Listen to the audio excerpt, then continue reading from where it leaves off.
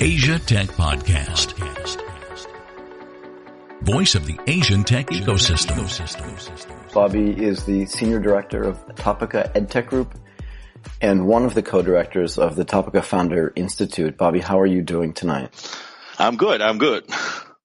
You sound So we had a big awesome. day yesterday. Yeah, we had a big day yesterday. So we're going to talk a little bit about that later. Yeah. So Go ahead and ask your questions. Yeah, so you're from Singapore originally, but you haven't lived there in a while, right? You're based in Vietnam, but it's never been clear to me whether you're based in Hanoi, in Ho Chi Minh. I'm just not sure. So why don't you tell me that first? Okay, so I was born and raised in Singapore. I left in my early 20s. Been traveling around pretty much. I've lived in 6 different countries. Obviously, Vietnam is the last place. I moved here. Well, my permanent place is in Hanoi. It is, okay. And that was after making the decision to move to Vietnam about 10 years ago. And I was first in Ho Chi Minh City for about 10 months. And I thought, if I'm going to be in Vietnam, then I've got to understand Vietnam as a country and not as a city in Ho Chi Minh City. Interesting. So I thought, all right, let me, venture up north and see, what the north is all about. Given that, everyone, says that, the north and south are so different. So I moved up here and never left. Asia Tech Podcast. Find out more at atp.show. Often I get asked this question, which one do I prefer and all that stuff. So I've actually spent quite a bit of time in Ho Chi Minh before, my prior business. And Ho Chi Minh was great, in its early days. But Ho Chi Minh City is a metropolitan city, not much different from any other, up and coming city. Yeah. But Hanoi has a lot of, uniqueness, character, very authentic, to the Vietnamese culture. And this is something that I like. I like to wake up every day knowing that, I'm a guest of the country and that, I'm always on my toes. So, yeah. So tell me this, though. You've lived in multiple countries, right? Without going ththrough all of them, although I'm sure that's super interesting as well. When you went to Vietnam, what was the idea? Was it to start that original business that you started there, the Hub IT business? Was it just to be contrarian and just different than everybody else? Because back then, 10 years ago, 2007, there definitely weren't a lot of foreigners going to Vietnam yet, particularly to start businesses in the startup space and co-working spaces like that. Unless I'm wrong, right? I could be. Mm-hmm. So why Vietnam? Okay. Why did you start there? All right. So I have to break the Vietnam story into 2 parts. Go for it. Right? All right. So quickly, I'll just run through the countries that I've lived in. Okay. Right. So of course, from Singapore, I left and went to Hong Kong, followed Hong Kong, and I was in Europe for 6 months. And then I was in New York for 6 years. Oh, wow. And then I was in Papua New Guinea for 2 years and then Vietnam. So the story is this, right? So I was in Papua New Guinea, and of all the hobbies and sports that I can pick up, I picked up golf. And I got hooked, from literally the first shot. And so I was thinking, so after my 2 years, I was thinking, all right, let me go back to the US and join a golf school. Okay. And then a friend of mine happened to be posted to Vietnam, in Ho Chi Minh City. So he said, all right, come visit me. Let's play a few rounds of golf before you head back to the US, which was, the usual thing to do, right? Sure. But when I landed in Vietnam, I never left. Really? So Vietnam, I guess like the rest of Asia, is filled with great golf courses. I did not know that. Well, at that time when I went to Vietnam, it had probably, if my memory serves me right, at that time, and that was about 20 years ago, Vietnam already had about 6-7 golf courses. Okay, so not that many. Not that many. Today, it's more than 40. So there's this explosion, right? Yeah, wow. But of course, nothing compared to Thailand, where you have 80 just around Bangkok. Right, and it's just golf everywhere. Yeah, exactly. So basically, I came here just for a vacation, and like I said, and that has been the pattern in the last few countries that I was in. Same thing with New York. I went to visit my sister in Ohio. left. I went to New York to visit a friend before heading back to Singapore, and I stayed 6 years. Yeah. And I went to Papua New Guinea for a project for 3 months, and I ended up living there for 2 years. Got it. And so, yeah, I mean, for a Singaporean, and back in the late 80s, early 90s, for someone to sort of just take off and go, which is something quite, I think, not common. No, very rare. That's the reason why I wanted to go through this, right? Because I think it is very rare, and it's indicative of your type of personality, just looking for something new, always looking for like a new horizon. Yeah. Yeah. So anyway, in Vietnam, and so managed to get a job for 2 years. And lo and behold, the 2 years span was the time when everyone in Southeast Asia was recovering from the financial crisis. And I'm sure you remember that period of time. Very well.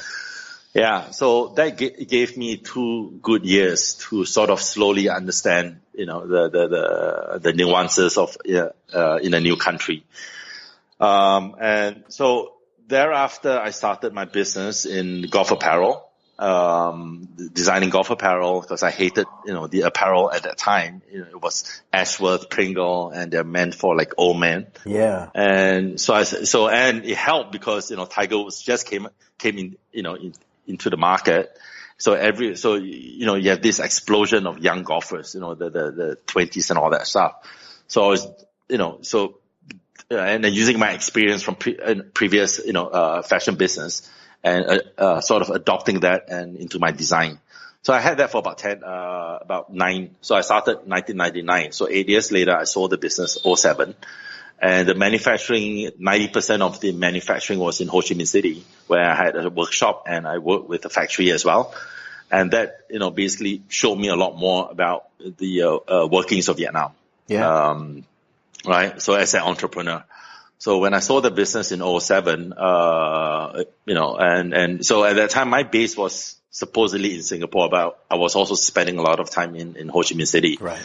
And that's why, that basically gave me the familiarity. And, so 2007 moved back. And so that starts the second part of, the story for Vietnam. So 2007, made, a decision to say, all right, let me move to Vietnam. Obviously chose Ho Chi Minh City, but 10 months later moved to Hanoi, and the rest is history. And so, all right, so fast forward. So in between, I was, basically doing some freelance work, freelance design work, just sort of, trying to figure out, what's the next big thing for me. And okay, so basically before I jump into this Hub IT co-working space, right? Mm-hmm. So back in 1999, it was either doing my golf apparel business or actually launching a .com business. I swear, I'm not pulling this out from my ass. It's two different. Which is amazing, right? Because it's two completely different things. One is just like a hard goods business where people come in, they're different sizes. It's really. Right. Yeah, and you're designing it all yourself, and you're trying to deal with a secular trend, though, of Tiger Woods starting to dominate the global golf scene. Sure. In a way, it's kind of similar, right? Because you're just trying to find out what the dominant secular trend is. Right. Okay. So basically, back then, so you've got this whole internet thing coming, right? Late 90s, early 2000s. Yep. And in Vietnam, basically, if you do a search on Vietnam, you find places like Cu Chi Tunnel, Sapa, Ha Long Bay. These are the 3 main, attractions for any tourists coming here. Yep. But there wasn't one website that focused on the nightlife. So I wanted to do something that focused on city life, right? Because you have, great bars, restaurants, parks that, that was started back then.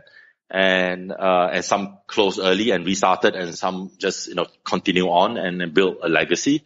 And I thought, that would be something that would be kind of interesting for people coming to Vietnam, right? Instead of just going to all these touristy places.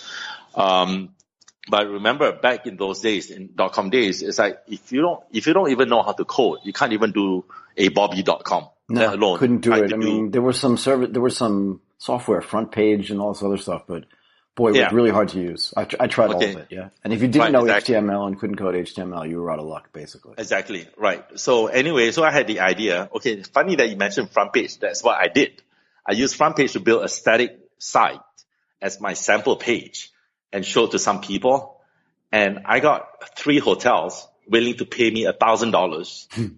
Okay. Remember, that was 20 years ago, Yeah. $1,000 a month to be listed on the site. Really? Okay. Yeah. No joke. And so they say, oh, all this booking. And back then there wasn't really a booking engine for hotels. No, because the back end didn't exist. People Right. don't So I understand told it's them not that easy, yeah. Right. So I told them that, look, you can, people will book, but they're not going to book under me because I'm not going to operate a call center and fill the booking, So at least back then I understand enough to know that, I'm able to do a page and say, for example, Sheraton Hotel, right? Yep. Anyone that fills up that page, that email will actually go to Sheraton Hotel, for example, and then to me. So I know that there's booking going on. Then, in the back end, I can, do some manual, invoicing, right? So great. They love the idea, everything. So the whole booking thing, is still sort of, at least, on the web, it shows that it's a direct booking to the hotel. So they all liked it. So great. So I met this guy, who's a programmer, and said, hey, listen, come talk to my boss, and cause he works for this, software company. So I went, and he liked the idea, and he wanted to invest $250,000. That's a lot of money back then. Yeah. He actually asked me how much. I mean, I pulled the number out of my ass. Yeah, fair enough. I was like, yeah, this is 250,000. And he said, yeah, sure, let's do this. Right. And he said, how much is for, for hiring of people? And he said, okay, so that took care of that. And I got cold feet. Oh no, what year was that, Bobby? Tell me again, what year? 1999. It was toggling between these two. Right. Oh. So I developed that in 98 and 99. I started the clothing business, but then I got cold feet because go ahead. Simply because I was dealing with 20 engineers and I'm the only one that's doing the selling. So, against a backdrop, of, computer programming, I just felt, I wasn't able to sort of, have any, big impact other than, with the core idea, right? And at the same time, I just didn't feel quite comfortable in dealing with that company, right? Just something just didn't quite, sit quite right. Did you have a name? Of the company? Yeah, just out of curiosity. Okay, it's still something. I cannot remember the full name. I don't think they're around anymore. Oh, but so somebody actually did that, but they just did it without you. That's what I was afraid of. Yeah. Yeah, so, and even before that, I actually had registered things like go to Saigon City, go to Hanoi City, go to Manila City, go to Asian cities. I had all the domains all lined up, right? So, but anyway, in the cut long story short, went into golf business and that was basically a passion.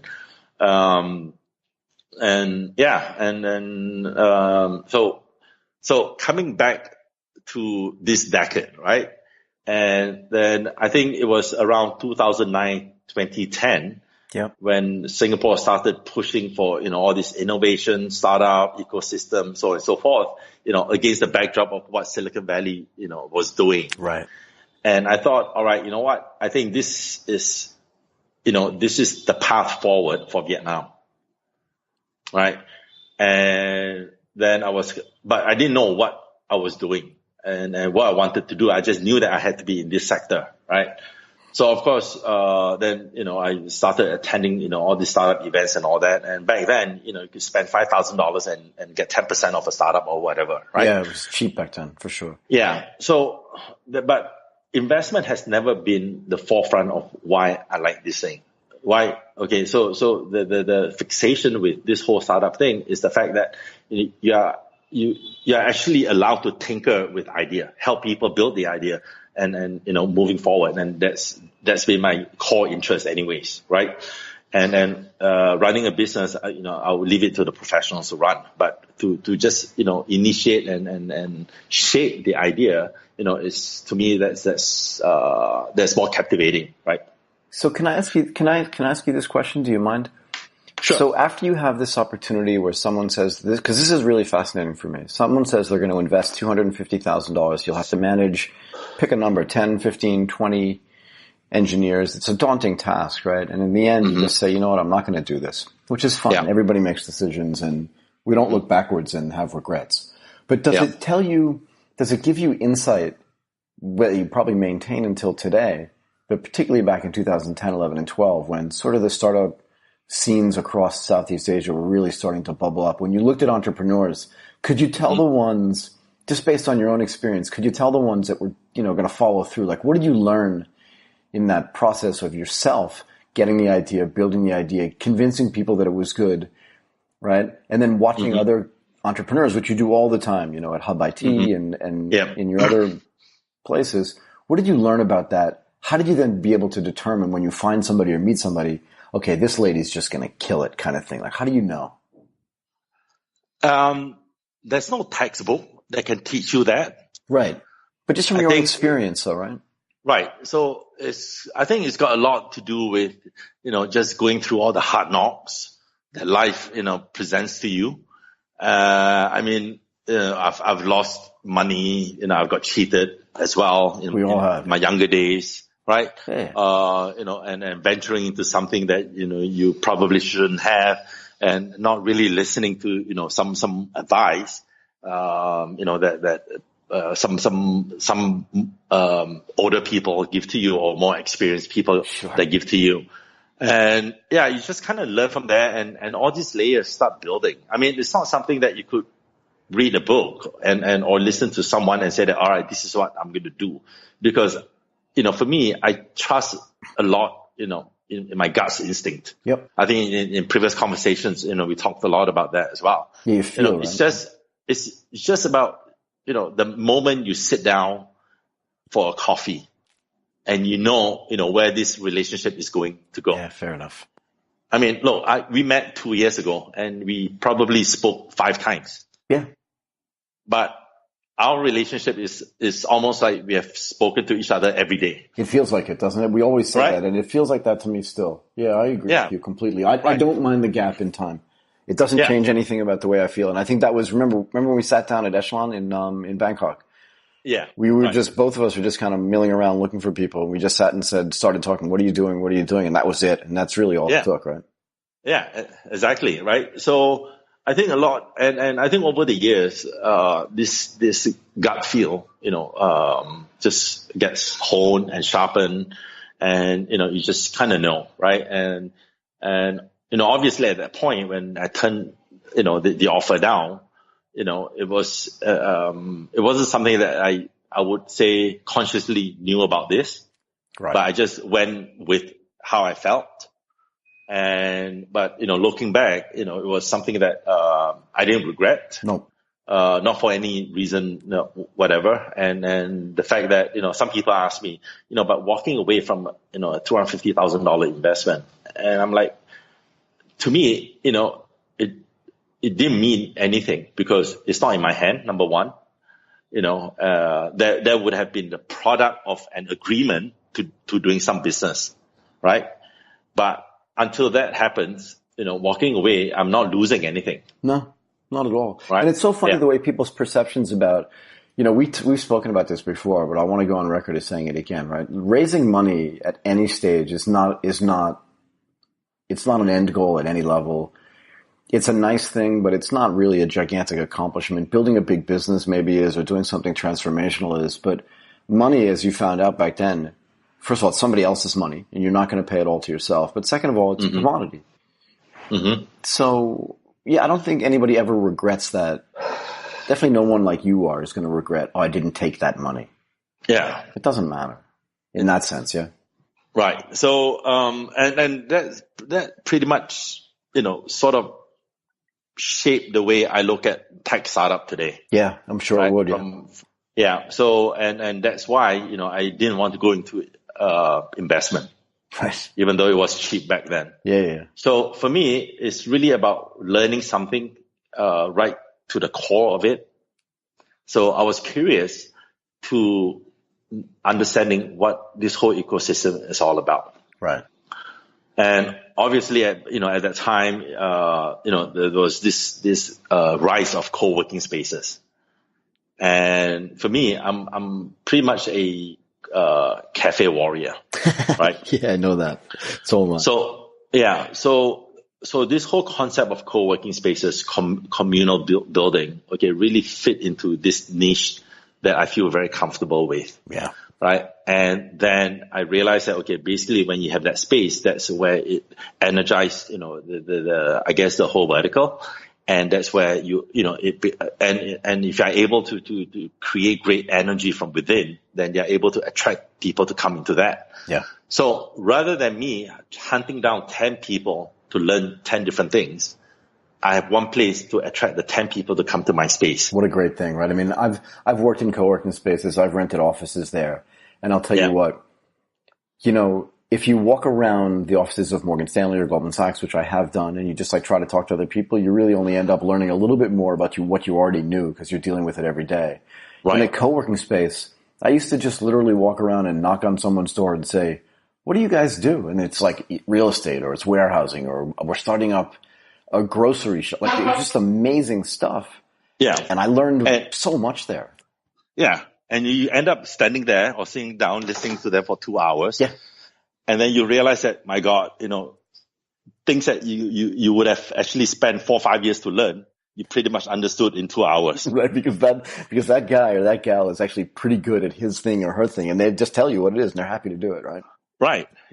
And that also taught me a lesson, right?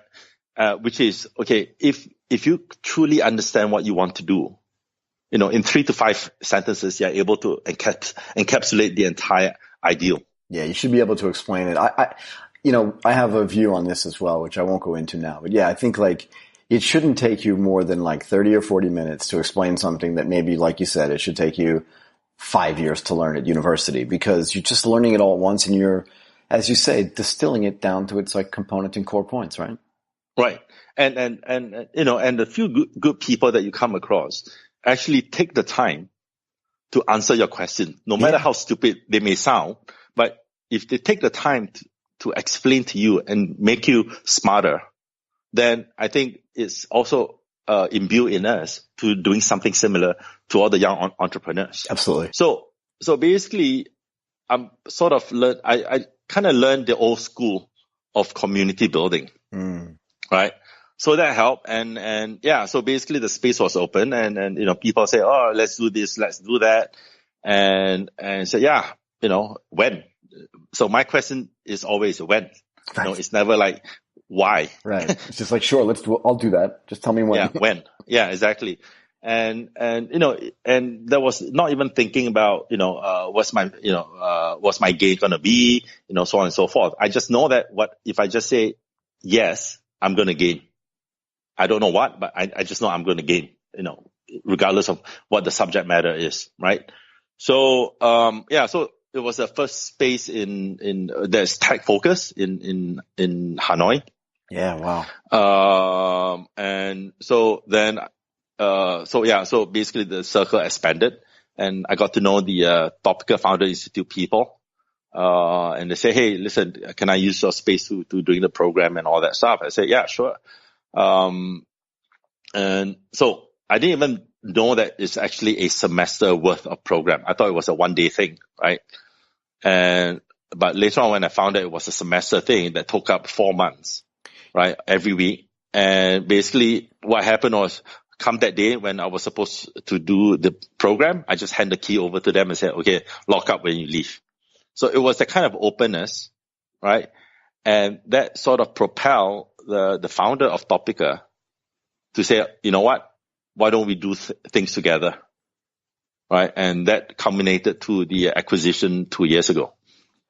So what exactly is, let's do this in 2 pieces, right? Because I think there are some people out there still who may not understand exactly what Founder Institute does.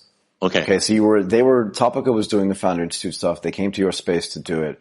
you were saying you didn't realize it was like a 3 or 4 month program. You thought it was kind of a one-day thing where they stood up in front of people and said, here's what X is, Right. and you probably weren't even sure what that was. But do you want to just explain for people what exactly the Founder Institute is? For some of the listeners maybe that aren't as experienced as you are. Okay. All right. So Founder Institute is a global pre-accelerator. I call it pre-accelerator because they take in founders with ideation, moving them to, over 3-4 months. And usually most of the founders that finish the program would have already launched a product into market, an MVP, so to speak. Got it. So the Founder Institute originated in Silicon Valley back in 2009. Okay. Topica took on to running the program in Vietnam in 2011. Okay, so not that long after its founding.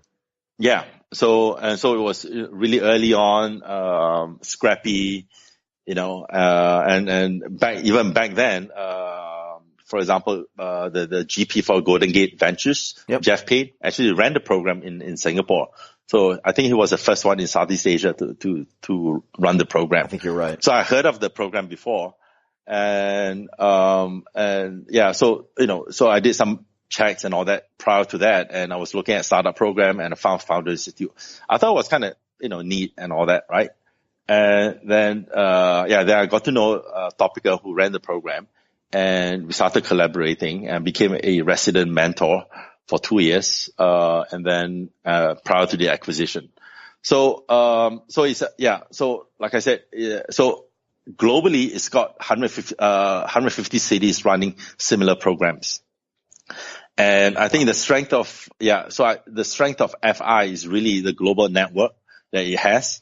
And I've seen it with our alumni who got help from the global partners and be able to scale and grow the businesses.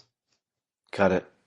Yeah. Yeah. So and okay. So Topica is an EdTech group, so it runs online education programs, in three products: university, degree. We have a native English tutoring, and a short course program called EduMore. And is that all online? All online, yes. So there are no physical places where people go to learn, or is it some mix? No. Okay. For the uni program, it's 95% online. Got it. 5% that's on-site is from the yearly proctoring. Got it. Of the program. Got it. Okay. And what do you do there? So after building Hub IT and after kind of getting associated with the Topica, how have you sort of taken all the experience there and integrated into what Topica is doing? What kind of role do you play there? Okay, so at Hub IT, through a VC friend, we started an incubator, right, at Hub IT. Oh, so okay, I didn't know that. So some startups come through the program, be it 6 months, 9 months, a year. We basically help them, connect them to the Singapore ecosystem, different people. So basically, it's open-ended, right? We just build whatever we need to build and the time that's needed to build. And so accelerator program is more time-based, right? Yeah. And you got to come into the program with very specific goals in what you want to do, right? Yep. So at FI, so the specific goal really is to just build the product into market. Right. Right. So along the way, you gain some early traction, so on and so forth. But really, it's almost like a lean startup concept that stretch over 4 months. Okay. Right. And so these accelerator programs and the incubator programs, right? They're really interesting in the end. And what's the feedback that you get from the companies that come out of it and that not succeed? Because there's no really success or failure, right? It's really just learning. Mm-hmm. But what's the kind of best feedback that you get from some of the companies that go through the program? Like, what exactly are they learning? And when they come out, they must be much better than when they came in, yeah? Yeah, most of them did. And I think the one of the most common things that they mention is the network that we provide. Yeah, fair enough. So for the entire cohort of mentoring, 2/3 come from Vietnam, consisting of established founders, could be CEO of the companies, banks, so on and so forth. Right. And 1/3 come from the region. And a big portion of the 1/3 are actually VCs. Right. So in the last 3-4 years, where you see more and more VCs, being established in Singapore, so most of them do come to Vietnam now. So we get a lot of exposure for the cohort, for the startups. Right. Yeah. So that's the biggest praise, I suppose, of the program that we have. Which is, I guess, I think most accelerators also have the kind of network. But more from a semester standpoint, I think it really clearly illustrates to them how they're able to build a product, quick enough to build it or kill it and then rebuild it again. Right. I mean, that's that iterative process, right? That a lot of startups have to learn how to go through. Right. Correct. So a lot of accelerators, startups go to accelerators kind of at a later stage. Yeah. And that's when, it's harder for them to, iterate further or change course, right? Right. But we are at a fairly early stage. And a lot of times, we cover a lot of, research projects, right? Someone could be doing a survey in 48 hours with 1,000 people. Right. Yeah. How do you do that? And prior to doing that, it's unimaginable to them that they can reach 1,000 people in 48 hours. Right. But the network lets you do that though, right? Right. And it's proven that it's really not impossible. No, right. It's not actually. Right. For example, the other exercise, we get them to do is talk to 100 people that you do not know. That really, force the founders to go to the streets literally and start interviewing people. It's so weird. Like I do, my personality. I mean, I probably spoke to 100 people last week that I didn't know. It's a bit of an exaggeration, but it's a hard thing to do for people that aren't used to it. But it's a great sales tool. It's a great way to get comfortable talking to strangers. It's really important actually, particularly if you're building something. It turns out that most people don't know how to do that. And you can say most tech people don't know how to do it, but I would make the case that most people don't know how to do that. Mm-hmm. Yeah.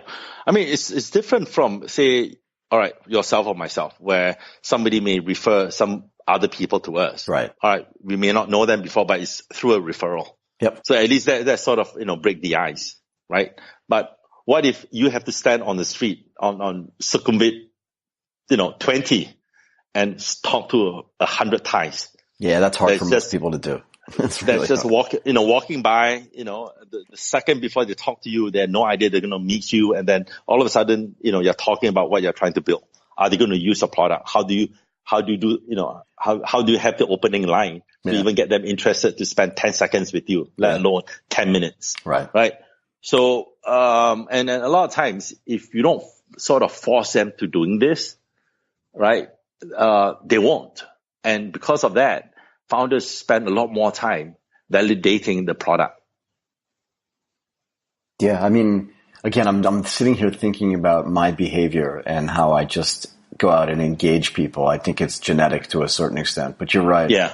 If you're not doing that, it gets back to something you talked about earlier. If you just don't have the balls to do that, right, or just the guts to do it, it's going to be hard to build the rest of your business, because if you're doing something that you think is new and transformational, you're going to run into a whole bunch of people that don't understand what you're doing. I mean, we talk about all these big businesses. It's like, so I sit in my living room and I press a few buttons and a car shows up downstairs. I don't believe that that's really good. That doesn't make any sense to me.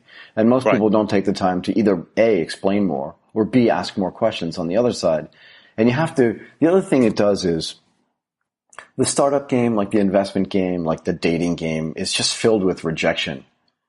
Yeah. And it's another way to get used to that as well, I'm guessing, right? Mm-hmm. Yeah. So you could be eating on the street, lunchtime, and you get people coming up to you asking if you want, some shoe polish or whatever. Yep. Right? Happens in New York. These are the guys everywhere. Yeah. So these are the guys that are hustling. Yeah, I love it. And you don't see too many of these so-called founders. They're hustling like the way they hustle. Or you go to shopping mall, right? You see guys, you see girls or guys, whatever, squirting perfume, asking, trying to promote something. Right. That is a freaking hard thing to do. It's really hard. Like there's a special place in my heart for people that like do that job that nobody else wants to do. But that's the founder's job. That's like the startup founder. That is the job that nobody else wants to do. It looks really cool on TV. Yeah. But building something transformational new is really hard. Exactly. So last year, around November, I was in Korea. So I was walking through, the subway in Korea, right? Yep. They have all the shops and all that. And you have ladies outside the shop, basically peddling what they're selling. And, they're just talking to almost like no one, because pretty much no one is listening. Yeah. But imagine you're doing that 8 hours a day, 7 days a week. Right. And I just wish, I could get a bunch of founders, put them there and look at them. Yeah. Just go try to sell perfume. 1 hour. Just do that 1 hour. I tell you, their whole life will change. Right. Everything they do after that's easy. Yeah, I know, right? Yeah.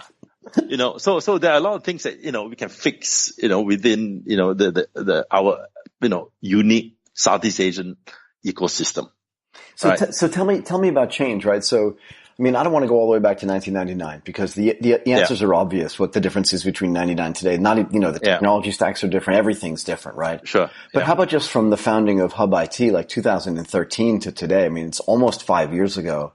And to me, remember, I've been coming to Southeast Asia since 1998, living in Asia since 1990, but living in Bangkok only really since the end of 2011, beginning of 2012. And I feel like I'm living in a completely different world than what existed when I arrived.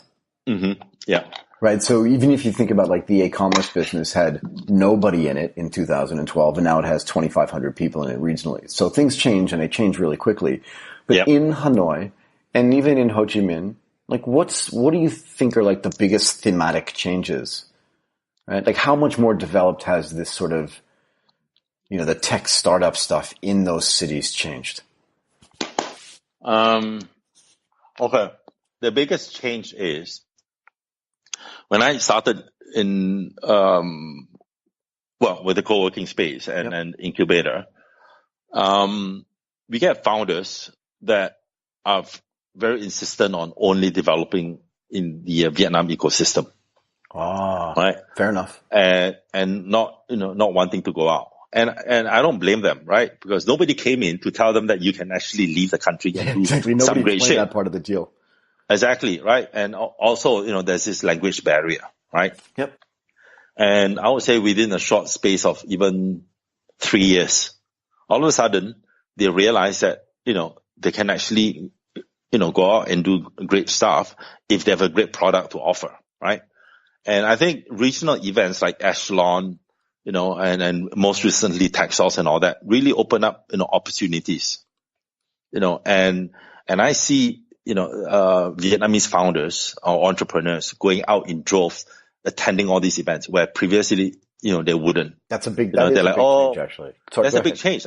Yeah. And they're like, oh, well, in the past it was like, oh yeah, I have to spend $300. There's too much money and all that stuff. So anyway, I was able to hustle, Echelon to give me some great deals.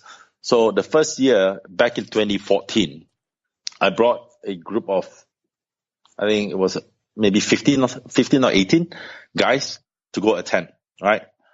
And the following year, 2015, we had 35. Yeah. So, and the deal you had was probably different the second year than the first year, but that's a really smart thing to do, right? Right. So, yeah. So by then you get people actually paying $200-$300 to go attend because they realize that it's a small investment, to the gains that they're going to have, the context and everything else.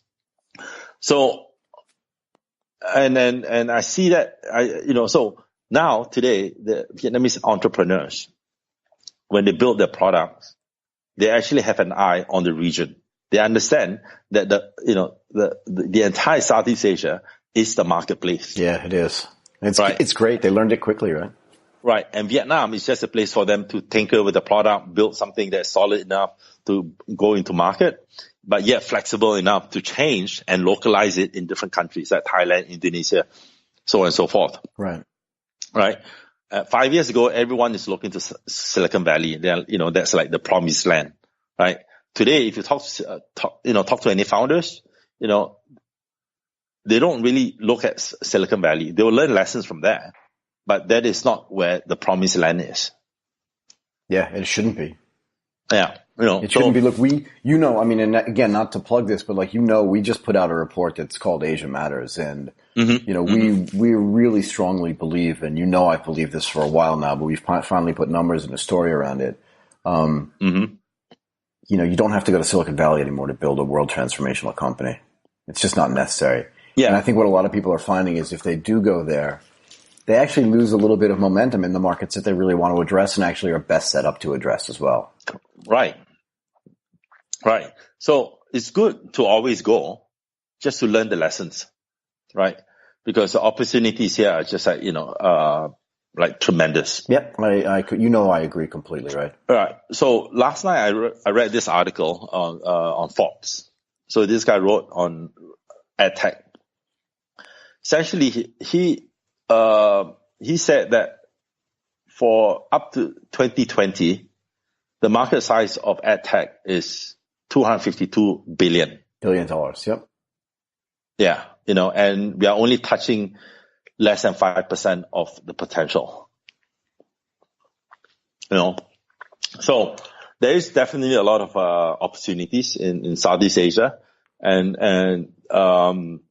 I think the entire ecosystem, Thailand, Indonesia, Vietnam, then of course, Singapore is sort of kind of leading in that sense, through a lot of, innovative frontier tech development.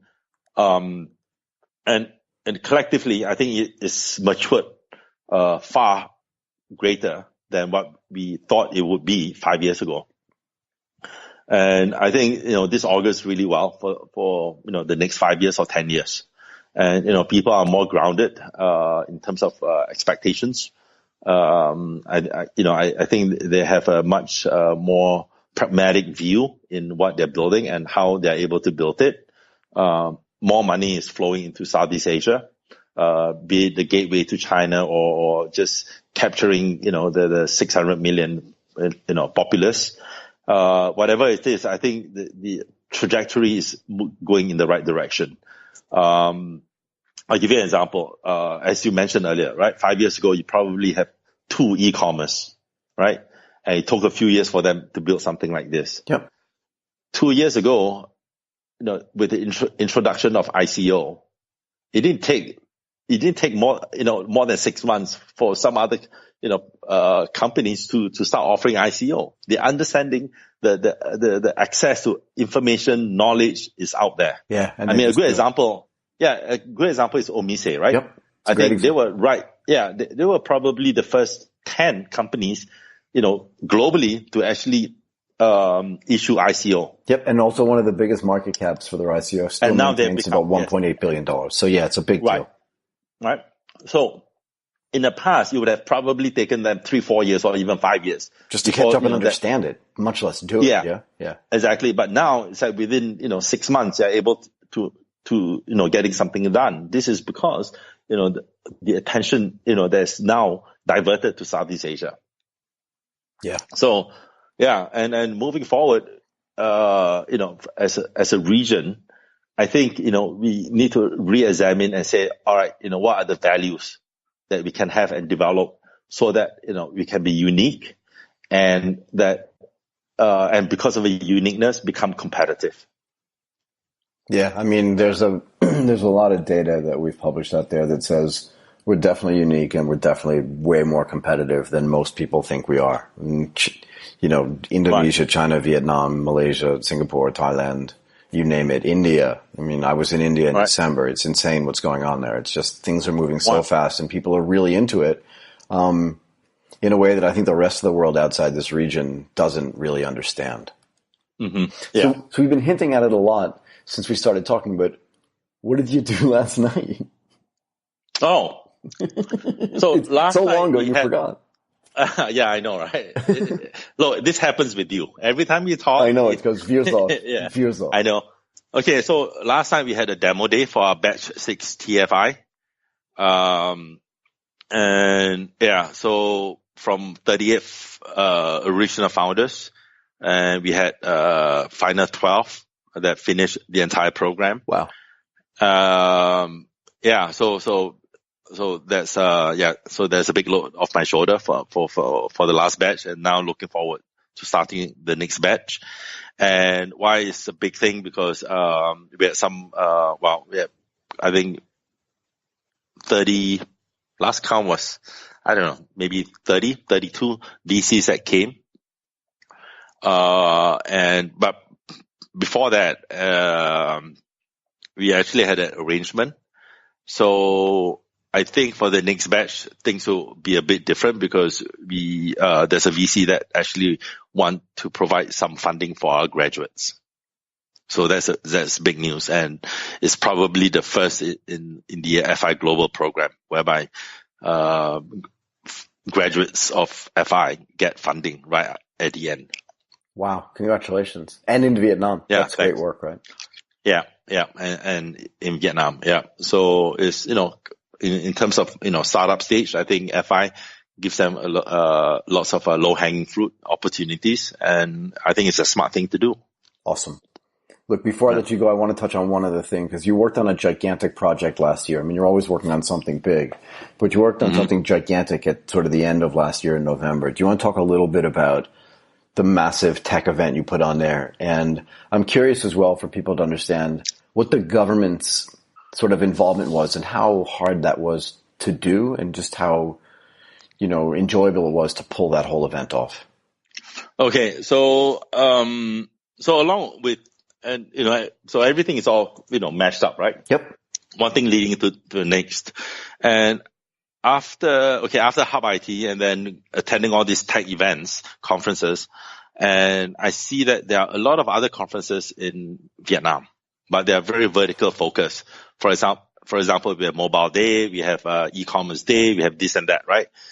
But each of this vertical event attracts very little people, and they were not able to attract regional players, right?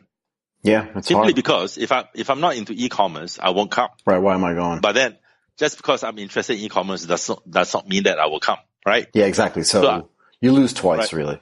Exactly. So I was thinking, all right, then, but I look at other conferences, and they are actually not very deep in terms of the content.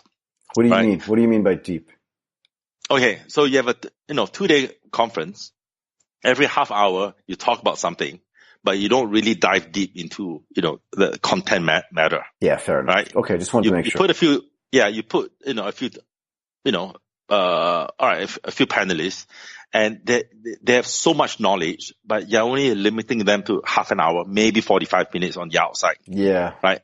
Okay, and then the next session is about, let's say we talk about e-commerce. Then the next session we talk about fintech, or the next session we talk about something else, right? So there isn't the depth of knowledge. So in the end, what happened is you attend one, and every event looks the same. It sure does, doesn't it? All right. So I'm thinking, how then can we, dive deeper into content, and thereby building, the engagement, right? So I started, drawing up this plan called Techfest, right? And it was partly also because of a challenge, a bet that I had with some people. I said, look, so in Vietnam, right, the ecosystem happened in Ho Chi Minh City and Hanoi. So, back then, 4 or 5 years ago, it's not as cohesive as it is now, right? Nope. And so the challenge is like, hey, listen, why don't we do I call it a tech orgy, right? Why don't we do a tech orgy where everybody comes, and everybody will, go to what they like, and then and then they are able to filter into, other areas, within the whole tech ecosystem. And I, no, you're not able to do that. I said, watch me. So, again, the fact that, not knowing has been serving me quite well. Yeah, exactly. So, yeah. So I started planning, looking, talking to people, attending even more events to understand, the dynamics of, organizing such events. And I got introduced to one officer of Ministry of Science and Technology. So happened that they went to Slush, and it was something that for the first time they saw something, at that grand scale. Right. And they wanted to do something similar. So at Slush, from what I've been told, has different camps, different areas, right? And so when they saw my proposal, they said, wow, this is something that, we need to do together. I said, okay, fine. But obviously we couldn't, and that was back in beginning of 2015. Yep. So we couldn't immediately, go to what we wanted to do. So we had to, start small, and build things up. The first one was, so finally, they put up the money and they did it. So basically so they organized the event and it was done at a university, really scrappy, under hot sun, 38 degrees. We pulled that off. 2016, we did that again at a better venue at a hotel. Right. So right after the event, we said, all right, let's do, what we discussed, from the beginning. And by that time, they were confident enough that, it was able to be pulled off. And so far they've been just fantastic, from a government, institution standpoint, they've been very open and collaborative throughout. And this year, so last year we had it in November, and it was broken down into 5 main verticals. Right. Right. So the whole day, for 2 days, we talked about these 5 verticals. Right. And the interesting thing is, so obviously the last few years, this whole thing about frontier tech, AI, VR, come into play. Again, you go to conferences, you listen to a few, panelists talking about them without really, diving deep in what this whole application is about. Yeah. I call frontier tech and fintech as tools, because in any vertical you're in, you need to sell. You need to have some form of payment, right?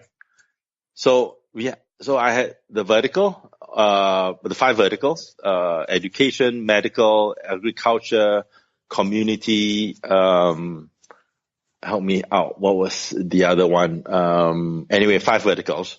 But fintech and frontier tech ran through horizontally all 5 verticals. Right. So tourism, right? Medtech, emerging tech, tourism, agritech, and community, tourism. right? So all these things are really important. Exactly. Right. For MedTech, for example, right? Yep. How do you use, AR to help, or AI to help process, medical records, exactly. For example. What's the real application? So we managed to find people that know things like this and directly, speak on the application of such, great technology, instead of just, skimping through, some top line figures. Right. Yeah. So that was good. And so for some figures, first year we had a little under 1,000 people that attended. Second year about 1,500. This year we had close to 4,000 that came. I love it. So you've grown 4 times in 3 years, which is pretty incredible, right? Yeah. So obviously, more the expectations are growing. But I mean, there'll be a time when somebody else has to take over this whole platform, right? It would be quite sad if I have to run it or help run it all the time.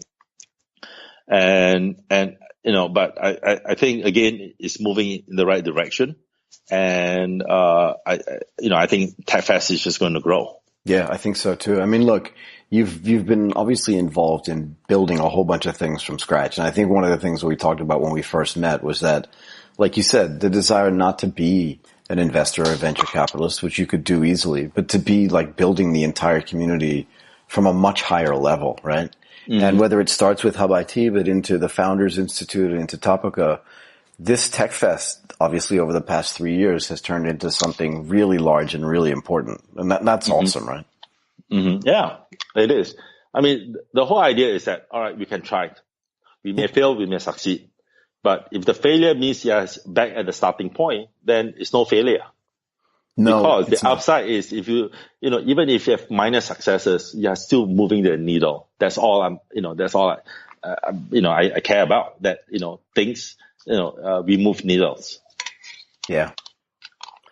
Okay, look, this was perfect. This is exactly what I wanted to talk about today, and I really appreciate your time, particularly after the watershed night you had last night at the Founders Institute and setting up potential funding for your graduating companies. Like you said, that's not been done anywhere else in the world, so that's pretty incredible. I want to stop now so we can sort of set up for having the next conversation. We'll check in again later, but I really wanted to thank you for just taking the time, particularly after a long day, of just sitting down with us and talking to us, Bobby. That was really fabulous. No worries. Thank you very much. I just hope we have touched 5% of the subject matter. We haven't even gotten close, man. We haven't even, you know that. Between you and me, we haven't even gotten close. I know, right? Yeah. Thank you so much. Thank you very much. All right. Thanks for having time for me. And, anytime, ping me for whatever. And if you're ever in Hanoi, well, you know who to call. Absolutely. And this goes out to everyone out there. Yeah, absolutely. That's what you are, right? That's what you do. That's awesome. Right. Thanks, Bobby. You've been listening to Asia Tech Podcast. Find out more at atp.show.